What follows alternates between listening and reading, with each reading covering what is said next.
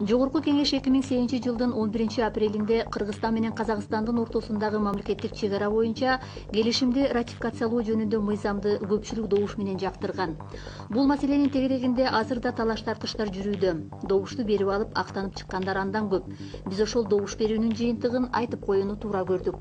Макул болгондор: Баекова, Акрамов, Абдуллаева, Абдыраимова, Абдыразаков, Айдаров, Арабаев, Арсалиев, Атамбаев, Аттокуров, Байбураева, Байтеков, Бекенова, Данилов, Дербишева, Жолдошев, Джамалдинов, Жумабекова, Ибрагимов, Ибраимова, Иманалиев, Иманалиева, Исаева, Исанова, Кабаев, Кадралиев, Калмаматов, Карабеков, Каримов, Генжебаева, Койчубаков, Кудайбергенов, Кулбаев, Куликова, Кунакунов, Курманов, Летова, Мадумаров, Мамасаидов, Мамасалиев, Молдобаев, Мырзакматов, Назаров, Наргузиев, Ормонов, Орозалиев, Попов, Рахимединова, Садыбакасова, Сакебаев, Салахиддинов, Сан, Сидоренко, Сулайманов, Сыдыкова, Айтибай Тагаев, Рашид Тагаев, Төленов, Төрөбаев, Түлендибаев, Турсунбаев, Шадиев, Шен, Юсуров. Илгери Кыргызда жоону ким чапты? Алмамбет атакты ким алды Манас деп айтылчу. Анын сыңарындай кайсыл мамлекетте болбосун чек араны өлчөө, жерди берүү жана бербөө ишинин жоопкерчилиги өлкөнүн президентине жана жогорку кеңешине берилген. Демек, каркыранын берилишинде кол көтөргөн депутаттарды жана Акаев менен Бакиевди гана каркыраны саттың, бердиң десек жарышат. Каркыраны берип коюп, көл ичинде эч нерсе билбемиш болгон 4-чү чакырылыштын депутаттары кадам сайын каркыра үчүн жооп берүүгө тийиш.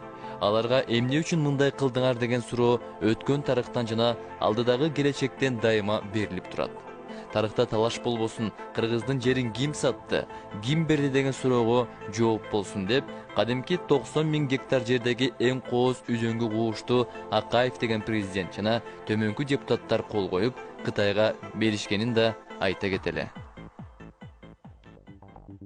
Үзөңгү кууштун Кытайга берилишине макулмун деп добуш берген депутаттар: 10 май 2002 жыл. Абдрасулова, Алымкулов, Балтабаев, Куатбек Байболов, Боронбаева, Гогаев, Жолдошев, Акылбек Үсенбекович Жапаров, Жураев, Иманкулов, Карпасов, Кабай Карабеков, Жаңгурус Каниметов, Комиссарова, Геремкулов, Гүчүков, Зайнидин Курманов, Куркмазов, Лобода, Мамбеталиева, Молдаташев, Осмонов, Субанов, Султан, Темир Аргимбаевич Сариев, Тайырбек Сарпашев, Раимкулов, Токоев, Талаконцев, Усубалиев, Кудайбергенов, Чекиев, Чермашев, Аскарбек Шадиев, Шарапов, Эркинбаев, Абдыганы Эркебаев.